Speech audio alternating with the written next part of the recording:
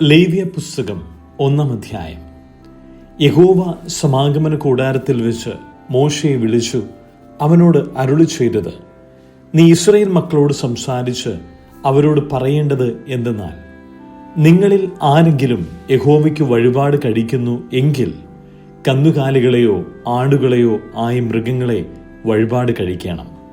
അവൻ വഴിപാടായി കന്നുകാലികളിൽ ഒന്നിനെ ഹോമയാഗം കഴിക്കുന്നുവെങ്കിൽ ഊനമില്ലാത്ത ആണിനെ അർപ്പിക്കണം. യഹോവയുടെ പ്രസാദം ലഭിപ്പാൻ തക്കവണ്ണം അവൻ അതിനെ സമാഗമന കൂടാരത്തിന്റെ വാതിൽക്കൽ വെച്ച് അർപ്പിക്കണം. അവൻ ഹോമയാഗത്തിന്റെ തലയിൽ കൈവയ്ക്കണം. എന്നാൽ അത് അവനു വേണ്ടി പ്രായശ്ചിത്തം വരുത്തുവാൻ അവന്റെ പേർക്ക് സുഗ്രാഹ്യമാകും.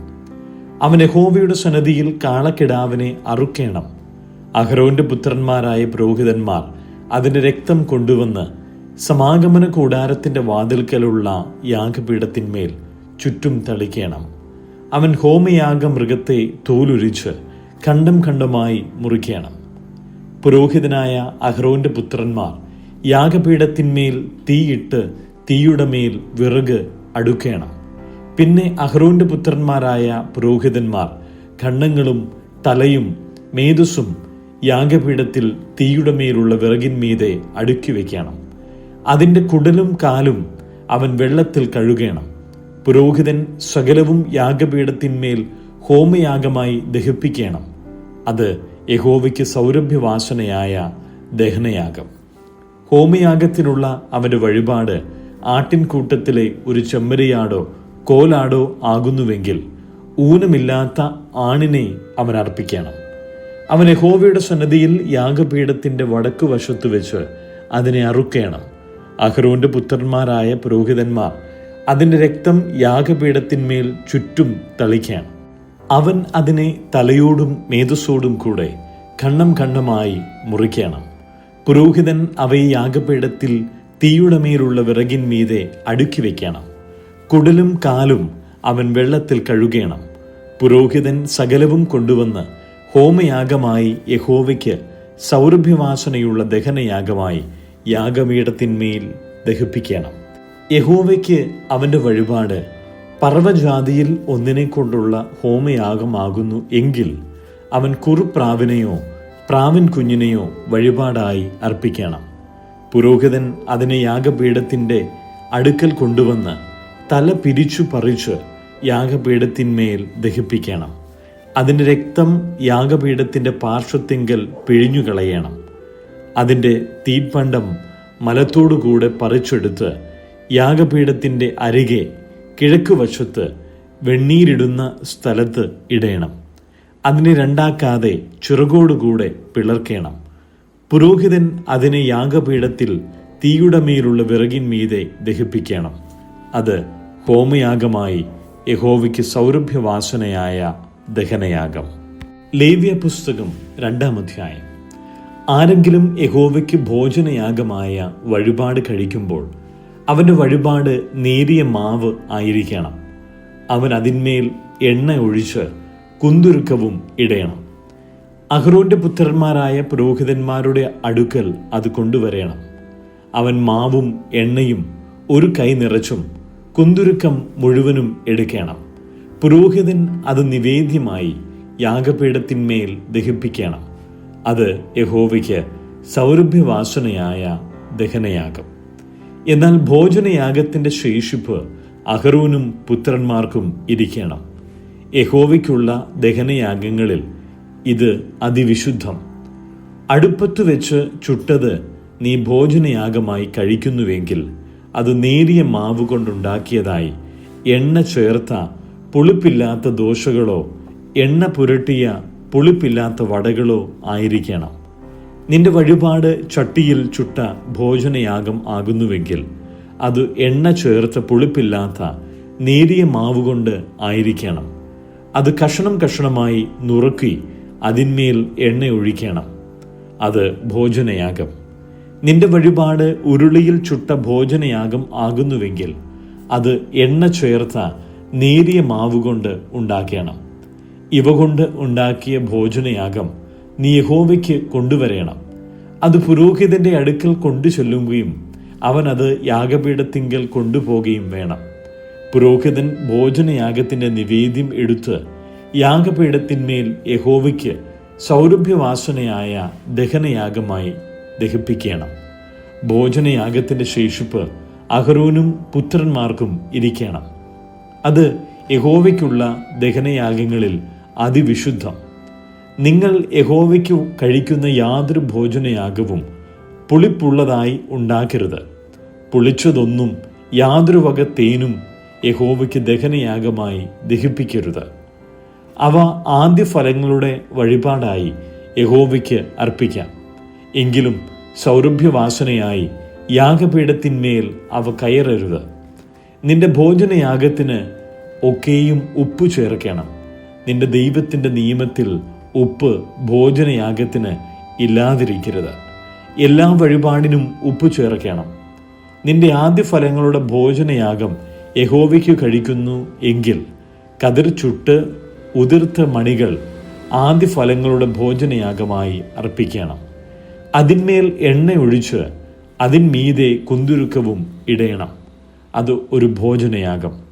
ഉതിർത്ത മണിയിലും എണ്ണയിലും കുറേശ്ശെയും കുന്തുരുക്കം മുഴുവനും പുരോഹിതൻ നിവേദ്യമായി ദഹിപ്പിക്കണം. അത് യഹോവയ്ക്ക് ഒരു ദഹനയാഗം. ലേവ്യ പുസ്തകം 3-ാം അധ്യായം. ഒരുവന്റെ വഴിപാട് സമാധാനയാഗം ആകുന്നുവെങ്കിൽ കന്നുകാലികളിൽ ഒന്നിനെ അർപ്പിക്കുന്നതായാൽ ആണാകട്ടെ പെണ്ണാകട്ടെ ഊനമില്ലാത്തതിനെ അവൻ യഹോവയുടെ സന്നിധിയിൽ അർപ്പിക്കണം. തൻ്റെ വഴിപാടിൻ്റെ തലയിൽ അവൻ കൈവച്ച് സമാഗമന കൂടാരത്തിൻ്റെ വാതിൽക്കൽ വെച്ച് അതിനെ അറുക്കണം. അഹ്റോന്റെ പുത്രന്മാരായ പുരോഹിതന്മാർ അതിൻ്റെ രക്തം യാഗപീഠത്തിന്മേൽ ചുറ്റും തളിക്കണം. അവൻ സമാധാന യാഗത്തിൽ നിന്ന് കുടൽ പൊതിഞ്ഞിരിക്കുന്ന മേധസ്സും കുടലിന്മേലിരിക്കുന്ന സകല മേധസ്സും മൂത്രപിണ്ഡം രണ്ടും അവയുടെ മേൽ കടിപ്രദേശത്തുള്ള മേധസ്സും മൂത്രപിണ്ഡത്തോടുകൂടെ കരളിന്മേലുള്ള വപയും നീക്കി യഹോവയ്ക്ക് ദഹനയാഗമായി അർപ്പിക്കണം. അഹ്റോന്റെ പുത്രന്മാർ യാഗപീഠത്തിൽ തീയുടെ മേലുള്ള വിറകിന്മേൽ ഹോമയാഗത്തിന്മീതെ അത് ദഹിപ്പിക്കണം. അത് യഹോവയ്ക്ക് സൗരഭ്യവാസനയായ ദഹനയാഗം. യഹോവയ്ക്ക് സമാധാന യാഗമായുള്ള വഴിപാട് ആട് ആകുന്നുവെങ്കിൽ ആണാകട്ടെ പെണ്ണാകട്ടെ ഊനമില്ലാത്തതിനെ അർപ്പിക്കണം. ഒരു കുഞ്ഞാടിനെ വഴിപാടായി അർപ്പിക്കുന്നു എങ്കിൽ അതിനെ യഹോവയുടെ സന്നിധിയിൽ അർപ്പിക്കണം. തൻ്റെ വഴിപാടിൻ്റെ തലയിൽ അവൻ കൈവച്ച് സമാഗമന കൂടാരത്തിൻ്റെ മുമ്പാകെ അതിനെ അറുക്കണം. അഹ്റോന്റെ പുത്രന്മാർ അതിൻ്റെ രക്തം യാഗപീഠത്തിന്മേൽ ചുറ്റും തളിക്കണം. അവൻ സമാധാന യാഗത്തിൽ നിന്ന് അതിൻ്റെ മേധസ്സും തടിച്ചവാൽ മുഴുവനും ഇത് തണ്ടല്ലിങ്കൽ നിന്ന് പറിച്ചു കളയണം. കുടൽ പൊതിഞ്ഞിരിക്കുന്ന മേധസ്സും കുടലിന്മേലുള്ള സകല മേധസ്സും മൂത്രപിണ്ഡം രണ്ടും അവയുടെ മേൽ കടിപ്രദേശത്തുള്ള മേധസ്സും മൂത്രപിണ്ഡത്തോടു കൂടെ കരളിന്മേലുള്ള വപയും നീക്കി യഹോവയ്ക്ക് ദഹനയാഗമായി അർപ്പിക്കണം. പുരോഹിതൻ അത് യാഗപീഠത്തിന്മേൽ ദഹിപ്പിക്കണം. അത് യഹോവയ്ക്ക് ദഹനയാഗ ഭോജനം. അവൻ്റെ വഴിപാട് കോലാട് ആകുന്നു എങ്കിൽ അവൻ അതിനെ യഹോവയുടെ സന്നിധിയിൽ കൊണ്ടുവരണം. അതിൻ്റെ തലയിൽ അവൻ കൈവച്ച് സമാഗമന കൂടാരത്തിൻ്റെ മുമ്പാകെ അതിനെ അറുക്കണം. അഹ്റോന്റെ പുത്രന്മാർ അതിൻ്റെ രക്തം യാഗപീഠത്തിന്മേൽ ചുറ്റും തളിക്കണം. അതിൽ നിന്ന് കുടൽ പൊതിഞ്ഞിരിക്കുന്ന മേധസ്സും കുടലിന്മേലുള്ള സകല മേധസ്സും മൂത്രപിണ്ഡം രണ്ടും അവയുടെ മേൽ കടിപ്രദേശത്തുള്ള മേധസ്സും മൂത്രപിണ്ഡങ്ങളോട് കൂടെ കരളിന്മേലുള്ള വപയും നീക്കി അവൻ യഹോവയ്ക്ക് ദഹനയാഗമായി തൻ്റെ വഴിപാട് അർപ്പിക്കണം. പുരോഹിതൻ അത് യാഗപീഠത്തിന്മേൽ ദഹിപ്പിക്കണം. അത് സൗരഭ്യവാസനയായ ദഹനയാഗ ഭോജനം. മേധസ്സൊക്കെയും യഹോവയ്ക്കുള്ളത് ആകുന്നു. മേധസ്സും രക്തവും തിന്നരുത് എന്നുള്ളത് നിങ്ങളുടെ സകല വാസ സ്ഥലങ്ങളിലും നിങ്ങൾക്ക് തലമുറ തലമുറയായി എന്നേക്കുമുള്ള ചട്ടം ആയിരിക്കണം. 67-ാം സങ്കീർത്തനം.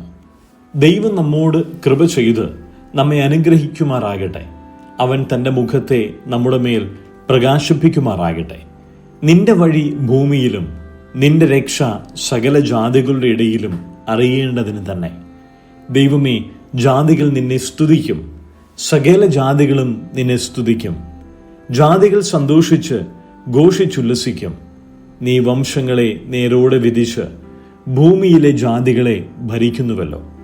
ദൈവമേ, ജാതികൾ നിന്നെ സ്തുതിക്കും, സകല ജാതികളും നിന്നെ സ്തുതിക്കും. ഭൂമി അതിൻ്റെ അനുഭവം തന്നിരിക്കുന്നു. ദൈവം, നമ്മുടെ ദൈവം തന്നെ നമ്മെ അനുഗ്രഹിക്കും. ദൈവം നമ്മെ അനുഗ്രഹിക്കും. ഭൂമിയുടെ അറുതികളൊക്കെയും അവനെ ഭയപ്പെടും. ലൂക്കോസിന്റെ സുവിശേഷം 9-ാം അധ്യായം. അവൻ 12 അടുക്കൽ വിളിച്ചു. സകല ഭൂതങ്ങളുടെ മേലും വ്യാധികളെ സൗഖ്യമാക്കുവാനും അവർക്ക് ശക്തിയും അധികാരവും കൊടുത്തു. ദൈവരാജ്യം പ്രസംഗിപ്പാനും രോഗികൾക്ക് സൗഖ്യം വരുത്തുവാനും അവരെ അയച്ചു പറഞ്ഞത്, വഴിക്ക് വടിയും പൊക്കണവും അപ്പവും പണവും ഒന്നും എടുക്കരുത്, 2 ഉടുപ്പും അരുത്. നിങ്ങൾ ഏതു വീട്ടിൽ എങ്കിലും ചെന്നാൽ അവിടം വിട്ടു പോകും വരെ അവിടെ തന്നെ പാർപ്പിൻ. ആരെങ്കിലും നിങ്ങളെ കൈക്കൊള്ളാതിരുന്നാൽ ആ പട്ടണം വിട്ട് അവരുടെ നേരെ സാക്ഷ്യത്തിനായി നിങ്ങളുടെ കാലിൽ നിന്ന് പൊടി തട്ടിക്കളവൻ. അവർ പുറപ്പെട്ടു എങ്ങും സുവിശേഷിച്ചും രോഗികളെ സൗഖ്യമാക്കിയും കൊണ്ട് ഊർ തോറും സഞ്ചരിച്ചു. സംഭവിക്കുന്നത് എല്ലാം ഇടപ്രഭുവായ ഹെരോദാവ് കേട്ടു. യോഹന്നാൻ മരിച്ചവരിൽ നിന്ന് ഉയർത്തെഴുന്നേറ്റു എന്നു ചിലരും, ഏലിയാവ് പ്രത്യക്ഷനായി എന്നു ചിലരും, പുരാതന പ്രവാചകന്മാരിൽ ഒരുത്തൻ ഉയർത്തെഴുന്നേറ്റു എന്ന് മറ്റു ചിലരും പറകകൊണ്ട് ഹെരോദാവ് ചഞ്ചലിച്ചു. യോഹന്നാനെ ഞാൻ ശിരച്ഛേദം ചെയ്തു, എന്നാൽ ഞാൻ ഇങ്ങനെയുള്ളത് കേൾക്കുന്ന ഇവനാർ എന്നു പറഞ്ഞ് അവനെ കാണുവാൻ ശ്രമിച്ചു. അപ്പോസ്തലന്മാർ മടങ്ങി വന്നിട്ട് തങ്ങൾ ചെയ്തതൊക്കെയും അവനോട് അറിയിച്ചു. അവൻ അവരെ കൂട്ടിക്കൊണ്ട് ബേത്സയിദ എന്ന പട്ടണത്തിലേക്ക് തനിച്ച് വാങ്ങിപ്പോയി. അത് പുരുഷാരം അറിഞ്ഞ് അവനെ പിന്തുടർന്നു. അവൻ അവരെ കൈക്കൊണ്ടു ദൈവരാജ്യത്തെക്കുറിച്ച് അവരോട് സംസാരിക്കുകയും രോഗശാന്തി വേണ്ടിയവരെ സൗഖ്യമാക്കുകയും ചെയ്തു. പകൽ കഴിവാറായപ്പോൾ 12 അടുത്തു വന്ന് അവനോട്, ഇവിടെ നാം മരുഭൂമിയിൽ ആയിരിക്കൊണ്ട് പുരുഷാരം ചുറ്റുമുള്ള ഊരുകളിലും കുടിലുകളിലും പോയി രാത്രി പാർപ്പാനും ആഹാരം വാങ്ങുവാനും വേണ്ടി അവരെ പറഞ്ഞയക്കണം എന്ന് പറഞ്ഞു. അവൻ അവരോട്, നിങ്ങൾ തന്നെ അവർക്ക് ഭക്ഷിപ്പാൻ കൊടുപ്പിൻ എന്ന് പറഞ്ഞതിന്, 5 അപ്പവും 2 മീനും അല്ലാതെ അധികം ഞങ്ങളുടെ പക്കൽ ഇല്ല. ഞങ്ങൾ പോയി ഈ സകല ജനത്തിനും വേണ്ടി ഭോജ്യങ്ങൾ കൊള്ളേണമോ എന്ന് അവർ പറഞ്ഞു. ഏകദേശം 5000 പുരുഷന്മാർ ഉണ്ടായിരുന്നു. പിന്നെ അവൻ തൻ്റെ ശിഷ്യന്മാരോട്, അവരെ 50 വീതം പന്തിയായി ഇരുത്തുവിൻ എന്ന് പറഞ്ഞു. അവർ അങ്ങനെ ചെയ്തു, എല്ലാവരെയും ഇരുത്തി. അവൻ ആ 5 അപ്പവും 2 മീനും എടുത്തുകൊണ്ട് സ്വർഗത്തേക്ക് നോക്കി അവയെ അനുഗ്രഹിച്ചു, നുറുക്കി പുരുഷാരത്തിന് വിളമ്പുവാൻ ശിഷ്യന്മാരുടെ കയ്യിൽ കൊടുത്തു. എല്ലാവരും തിന്നു തൃപ്തരായി. ശേഷിച്ച കഷണം 12 കൊട്ട എടുത്തു.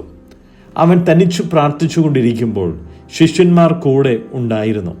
അവൻ അവരോട്, പുരുഷാരം എന്നെ ആരെന്നു പറയുന്നു എന്ന് ചോദിച്ചു.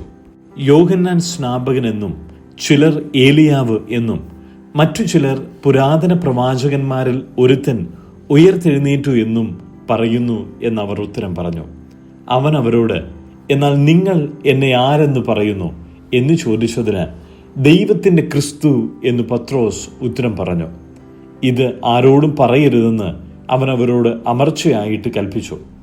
മനുഷ്യപുത്രൻ പലതും സഹിക്കുകയും മൂപ്പന്മാർ, മഹാപുരോഹിതന്മാർ, ശാസ്ത്രികൾ എന്നിവർ അവനെ തള്ളിക്കളഞ്ഞ് കൊല്ലുകയും അവൻ 3-ാം നാൾ ഉയർത്തെഴുന്നേൽക്കുകയും വേണം എന്ന് പറഞ്ഞു. പിന്നെ അവൻ എല്ലാവരോടും പറഞ്ഞത്, എന്നെ അനുഗമിപ്പാൻ ഒരുത്തൻ ഇച്ഛിച്ചാൽ അവൻ തന്നെത്താൻ നിഷേധിച്ച് നാൾ തോറും തൻ്റെ ക്രൂശ് എടുത്തും കൊണ്ട് എന്നെ അനുഗമിക്കട്ടെ. ആരെങ്കിലും തൻ്റെ ജീവനെ രക്ഷിപ്പാൻ ഇച്ഛിച്ചാൽ അതിനെ കളയും. എൻ്റെ നിമിത്തം ആരെങ്കിലും തൻ്റെ ജീവനെ കളഞ്ഞാലോ അതിനെ രക്ഷിക്കും. ഒരു മനുഷ്യൻ സർവ്വലോകവും നേടിയിട്ട് തന്നെത്താൻ നഷ്ടമാക്കി കളയുകയോ ഛേദം വരുത്തുകയോ ചെയ്താൽ അവൻ എന്തു പ്രയോജനം? ആരെങ്കിലും എന്നെയും എൻ്റെ വചനങ്ങളെയും കുറിച്ച് നാണിച്ചാൽ അവനെക്കുറിച്ച് മനുഷ്യപുത്രൻ തൻ്റെയും പിതാവിൻ്റെയും വിശുദ്ധ ദൂതന്മാരുടെയും മഹത്വത്തിൽ വരുമ്പോൾ നാണിക്കും. എന്നാൽ ദൈവരാജ്യം കാണുവോളം മരണം ആസ്വദിക്കാത്തവർ ചിലർ ഇവിടെ നിൽക്കുന്നവരിലുണ്ട് സത്യം എന്ന് ഞാൻ നിങ്ങളോട് പറയുന്നു. ഈ വാക്കുകളെ പറഞ്ഞിട്ട് ഏകദേശം 8 നാൾ കഴിഞ്ഞപ്പോൾ അവൻ പത്രോസിനെയും യോഹന്നാനെയും യാക്കോബിനെയും കൂട്ടിക്കൊണ്ട് പ്രാർത്ഥിപ്പാൻ മലയിൽ കയറിപ്പോയി. അവൻ പ്രാർത്ഥിക്കുമ്പോൾ മുഖത്തിന്റെ ഭാവം മാറി, ഉടുപ്പ് മിന്നുന്ന വെള്ളയായി തീർന്നു. 2 പുരുഷന്മാർ അവനോട് സംഭാഷിച്ചു, മോശയും ഏലിയാവും തന്നെ. അവർ തേജസ്സിൽ പ്രത്യക്ഷരായി. അവൻ യെരൂശലേമിൽ പ്രാപിപ്പാനുള്ള നിര്യാണത്തെക്കുറിച്ച് സംസാരിച്ചു. പത്രോസും കൂടെയുള്ളവരും ഉറക്കത്താൽ ഭാരപ്പെട്ടിരുന്നു. ഉണർന്ന ശേഷം അവന്റെ തേജസ്സിനെയും അവനോട് കൂടെ നിൽക്കുന്ന 2 പുരുഷന്മാരെയും കണ്ടു. അവർ അവനെ വിട്ടുപിരിയുമ്പോൾ പത്രോസ് യേശുവിനോട്, ഗുരു, നാം ഇവിടെ ഇരിക്കുന്നത് നല്ലത്. ഞങ്ങൾ 3 കുടിൽ ഉണ്ടാക്കട്ടെ, ഒന്ന് നിനക്കും, ഒന്ന് മോശയ്ക്കും, ഒന്ന് ഏലിയാവിനും എന്ന് താൻ പറയുന്നത് ഇന്നത് എന്നറിയാതെ പറഞ്ഞു. ഇത് പറയുമ്പോൾ ഒരു മേഘം വന്ന് അവരുടെ മേൽ നിഴലിട്ടു. അവർ മേഘത്തിൽ ആയപ്പോൾ പേടിച്ചു. മേഘത്തിൽ നിന്ന്, ഇവൻ എൻ്റെ പ്രിയപുത്രൻ, ഇവന് ചെവി കൊടുപ്പിൻ എന്നൊരു ശബ്ദം ഉണ്ടായി. ശബ്ദമുണ്ടായ നേരത്ത് യേശുവിനെ തനിയെ കണ്ടു. അവർ കണ്ടത് ഒന്നും ആ നാളുകളിൽ ആരോടും അറിയിക്കാതെ മൗനമായിരുന്നു. പിറ്റേന്നാൾ അവർ മലയിൽ നിന്ന് ഇറങ്ങി വന്നപ്പോൾ ബഹുപുരുഷാരം അവനെ എതിരേറ്റു. കൂട്ടത്തിൽ നിന്ന് ഒരാൾ നിലവിളിച്ചു, ഗുരു, എൻ്റെ മകനെ കടാക്ഷിക്കണമെന്ന് ഞാൻ നിന്നോട് അപേക്ഷിക്കുന്നു. അവൻ എനിക്ക് ഏകജാതനാകുന്നു. ഒരാത്മാവ് അവനെ പിടിച്ചിട്ട് അവൻ പൊടുന്നനവെ നിലവിളിക്കുന്നു. അതവനെ നുരപ്പിച്ച് പിടപ്പിക്കുന്നു. പിന്നെ അവനെ ഞെരിച്ചിട്ട് പ്രയാസത്തോടെ വിട്ടുമാറുന്നു. അതിനെ പുറത്താക്കുവാൻ നിന്റെ ശിഷ്യന്മാരോട് അപേക്ഷിച്ചു, എങ്കിലും അവർക്ക് കഴിഞ്ഞില്ല എന്ന് പറഞ്ഞു. അതിന് യേശു, അവിശ്വാസവും കോട്ടവുമുള്ള തലമുറയെ, എത്രത്തോളം ഞാൻ നിങ്ങളോട് കൂടെ ഇരുന്ന് നിങ്ങളെ സഹായിക്കും. നിന്റെ മകനെ ഇവിടെ കൊണ്ടുവരിക എന്നുത്തരം പറഞ്ഞു. അവൻ വരുമ്പോൾ തന്നെ ഭൂതം അവനെ തള്ളിയിട്ടു, പിടപ്പിച്ചു. യേശു അശുദ്ധാത്മാവിനെ ശാസിച്ചു, ബാലനെ സൗഖ്യമാക്കി അപ്പനെ ഏൽപ്പിച്ചു. എല്ലാവരും ദൈവത്തിന്റെ മഹിമയെങ്കിൽ വിസ്മയിച്ചു. യേശു ചെയ്യുന്നതിലൊക്കെയും എല്ലാവരും ആശ്ചര്യപ്പെടുമ്പോൾ അവൻ തന്റെ ശിഷ്യന്മാരോട്, നിങ്ങൾ ഈ വാക്കു ശ്രദ്ധിച്ച് കേട്ടുകൊള്ളുവിൻ. മനുഷ്യപുത്രൻ മനുഷ്യരുടെ കയ്യിൽ ഏൽപ്പിക്കപ്പെടുവാൻ പോകുന്നു എന്ന് പറഞ്ഞു. ആ വാക്ക് അവർ ഗ്രഹിച്ചില്ല. അത് തിരിച്ചറിയാതെ വണ്ണം അവർക്ക് മറഞ്ഞിരുന്നു. ആ വാക്ക് സംബന്ധിച്ച് അവനോട് ചോദിപ്പാൻ അവർ ശങ്കിച്ചു. അവരിൽ വെച്ച് ആർ വലിയവൻ എന്ന് ഒരു വാദം അവരുടെ ഇടയിൽ നടന്നു. യേശു അവരുടെ ഹൃദയവിചാരം കണ്ട് ഒരു ശിശുവിനെ എടുത്ത് അരുകെ നിർത്തി. ഈ ശിശുവിനെ എൻ്റെ നാമത്തിൽ ആരെങ്കിലും കൈക്കൊണ്ടാൽ എന്നെ കൈക്കൊള്ളുന്നു, എന്നെ കൈക്കൊള്ളുന്നവനോ എന്നെ അയച്ചവനെ കൈക്കൊള്ളുന്നു. നിങ്ങളെല്ലാവരിലും ചെറിയവനായവൻ അത്രേ വലിയവനാകും എന്നവരോട് പറഞ്ഞു. നാഥ, ഒരുത്തൻ നിന്റെ നാമത്തിൽ ഭൂതങ്ങളെ പുറത്താക്കുന്നത് ഞങ്ങൾ കണ്ടു. ഞങ്ങളോട് കൂടെ നിന്നെ അനുഗമിക്കായകയാൽ അവനെ വിരോധിച്ചു എന്ന് യോഹന്നാൻ പറഞ്ഞതിന് യേശു അവനോട്, വിരോധിക്കരുത്. നിങ്ങൾക്ക് പ്രതികൂലമല്ലാത്തവൻ നിങ്ങൾക്ക് അനുകൂലമല്ലോ എന്ന് പറഞ്ഞു. അവന്റെ ആരോഹണത്തിനുള്ള കാലം തികയാറായപ്പോൾ അവൻ യെരൂശലേമിലേക്ക് യാത്രയാവാൻ മനസ്സ് ഉറപ്പിച്ച് തനിക്ക് മുമ്പായി ദൂതന്മാരെ അയച്ചു. അവർ പോയി അവനായി വട്ടം കൂട്ടേണ്ടതിന് ശമര്യക്കാരുടെ ഒരു ഗ്രാമത്തിൽ ചെന്നു. എന്നാൽ അവൻ യെരൂശലേമിലേക്ക് പോകുവാൻ ഭാവിച്ചിരിക്കയാൽ അവർ അവനെ കൈക്കൊണ്ടില്ല. അത് അവന്റെ ശിഷ്യന്മാരായ യാക്കോബും യോഹന്നാനും കണ്ടിട്ട്, കർത്താവേ, ഏലിയാവ് ചെയ്തതുപോലെ ആകാശത്തുനിന്ന് തീ ഇറങ്ങി അവരെ നശിപ്പിപ്പാൻ ഞങ്ങൾ പറയുന്നത് നിനക്ക് സമ്മതമോ എന്ന് ചോദിച്ചു. അവൻ തിരിഞ്ഞ് അവരെ ശാസിച്ചു, നിങ്ങൾ ഏത് ആത്മാവിന് അധീനർ എന്ന് നിങ്ങൾ അറിയുന്നില്ല. മനുഷ്യപുത്രൻ മനുഷ്യരുടെ പ്രാണങ്ങളെ നശിപ്പിപ്പാനല്ല, രക്ഷിപ്പാൻ അത്ര വന്നത് എന്ന് പറഞ്ഞു. അവർ വേറൊരു ഗ്രാമത്തിലേക്ക് പോയി. അവർ വഴി പോകുമ്പോൾ ഒരുത്തൻ അവനോട്, നീ എവിടെ പോയാലും ഞാൻ നിന്നെ അനുഗമിക്കാം എന്ന് പറഞ്ഞു. യേശു അവനോട്, കുറുനരികൾക്ക് കുഴിയും ആകാശത്തിലെ പറവജാതിക്ക് കൂടും ഉണ്ട്, മനുഷ്യപുത്രനോ തല ചായ്പാൻ സ്ഥലമില്ല എന്ന് പറഞ്ഞു. വേറൊരുത്തനോട്, എന്നെ അനുഗമിക്ക എന്ന് പറഞ്ഞാറേ അവൻ, ഞാൻ മുമ്പേ പോയി എൻ്റെ അപ്പനെ കുഴിച്ചിടുവാൻ അനുവാദം തരേണം എന്ന് പറഞ്ഞു. അവൻ അവനോട്, മരിച്ചവർ തങ്ങളുടെ മരിച്ചവരെ കുഴിച്ചിടട്ടെ, നീയോ പോയി ദൈവരാജ്യം അറിയിക്ക എന്ന് പറഞ്ഞു. മറ്റൊരുത്തൻ, കർത്താവേ, ഞാൻ നിന്നെ അനുഗമിക്കാം. ആദ്യം എൻ്റെ വീട്ടിലുള്ളവരോട് യാത്ര പറവാൻ അനുവാദം തരയണം എന്ന് പറഞ്ഞു. യേശു അവനോട്, കലപ്പയ്ക്കു കൈവച്ച ശേഷം പുറകോട്ട് നോക്കുന്നവൻ ആരും ദൈവരാജ്യത്തിന് കൊള്ളാകുന്നവനല്ല എന്ന് പറഞ്ഞു.